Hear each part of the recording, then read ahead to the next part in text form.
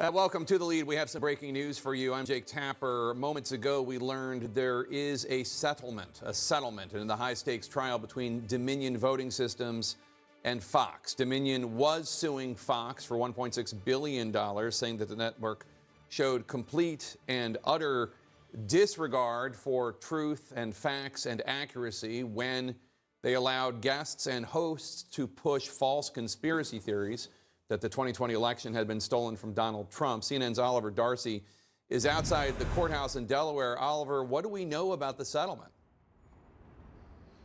We know right now, the judge just announced actually moments ago, Jake, that this case has been settled out of court. We don't know any details about what happened, but there was this unexplained 2-hour delay in court proceedings. This settlement really comes right before the clock struck midnight, Jake.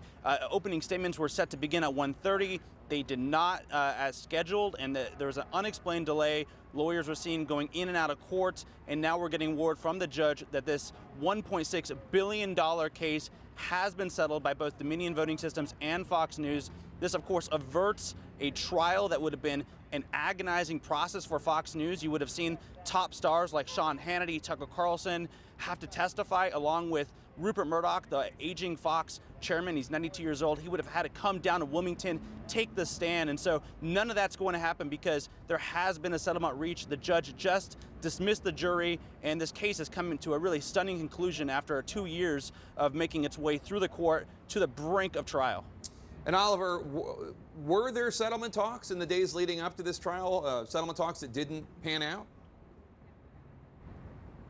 It seems that there were. Obviously, they did settle, so there must have been settlement talks. We know that Rupert Murdoch's Wall Street Journal reported on Sunday evening that there was a late push by Fox to settle this case, and that was matched by a few other outlets. But the jury selection did resume earlier today, and they did get sworn in by the judge. And so it looked, like this trial was going to happen, and people were, going into court earlier at 1:30 for opening statements.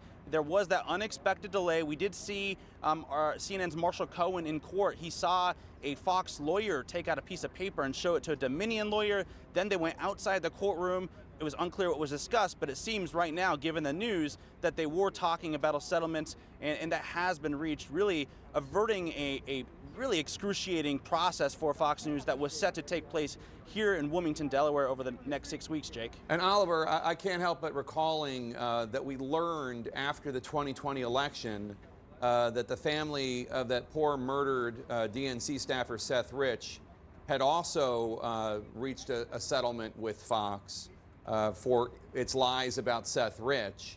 And part of the arrangement that Fox had with the family of Seth Rich and the insane and cruel conspiracy theories they pushed was that there would be a non-disclosure agreement, so the family of Seth Rich can't talk about it, and B, that news of it wouldn't even come out, Oliver, until after the 2020 election.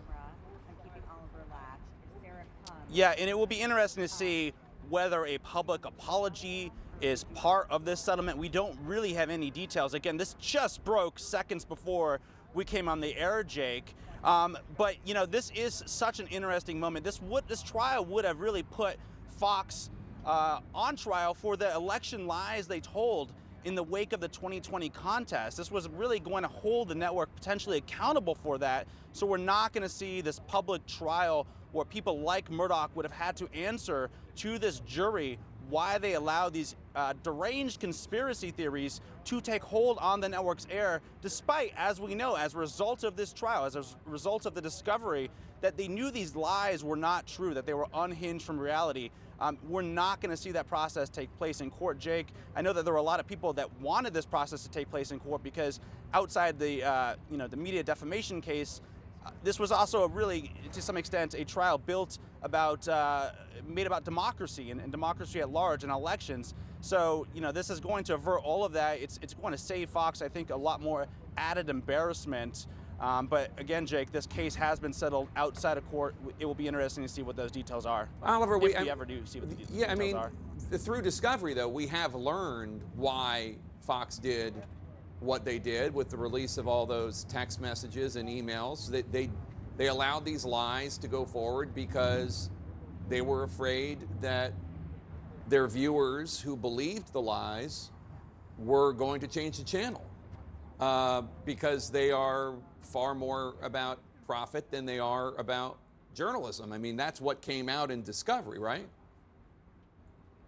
That's exactly right, Jake. This trial really underscored that Fox News lacks the most basic news ethics. A lot of things that we saw would have been fireable offenses at any legitimate news organization, but at Fox, this stuff came from the top, and you really saw it in black and white as a result of this trial. You saw messages where they talked about fearing that the audience was going to leave to other smaller right-wing talk channels like Newsmax, and you saw them, Tucker Carlson talking about the stock price tanking. Really remarkable, stunning inside details in the wake of the 2020 election that it showed the panic inside of Fox News and why they perhaps allowed these election lies to take hold on the network.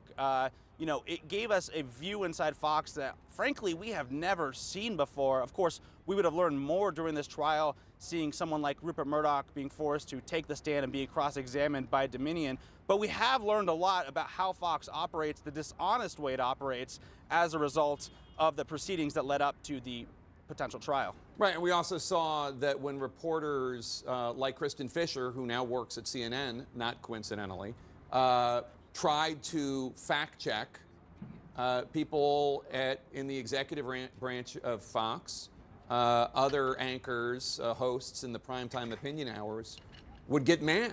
They would get mad when people asserted facts on their air, people in the news division. And in fact, a lot of the people, Kristen Fisher, who's now at CNN, but also a lot of other people like Chris Stirewalt and others who were trying to assert facts were ultimately let go from Fox. Yeah, I mean, it was really remarkable to read these details because not only were they promoting lies about the election, but they were disciplining staff behind the scenes for trying to tell the truth about the election. And it's really showed and highlighted the fact-free universe in which Fox operates, which actually, to some degree, would have made this process of this trial, if it were to have happened, more agonizing for the network, because the network is used to sailing through controversies by misleading viewers, bad faith attacks on critics, attacking the media. Those things, Jake, would not have been allowed in a trial. The judge would have compelled Fox to put forth a honest, fact-based narrative for the jury. And so that would have been a very uncomfortable position, I think, for Fox, especially given the hand they had been dealt. I mean, it was very clear that they were dishonest about what happened in the wake of the 2020 election. The judge already ruled that they had broadcast false material. So it would have been up to the jury basically to decide whether they had broadcast that false material with actual malice or, reckless disregard for the truth. And I gotta say, and I talked to a lot of First Amendment lawyers, Dominion had really assembled a damning set of evidence from messages and emails that showed that, potentially they did cross that line into knowingly broadcasting the false material, which would have been actual malice and which would have probably resulted or potentially resulted in Dominion winning this case, Jake. Oliver Darcy outside the courthouse in Wilmington, Delaware for us. Thank you so much.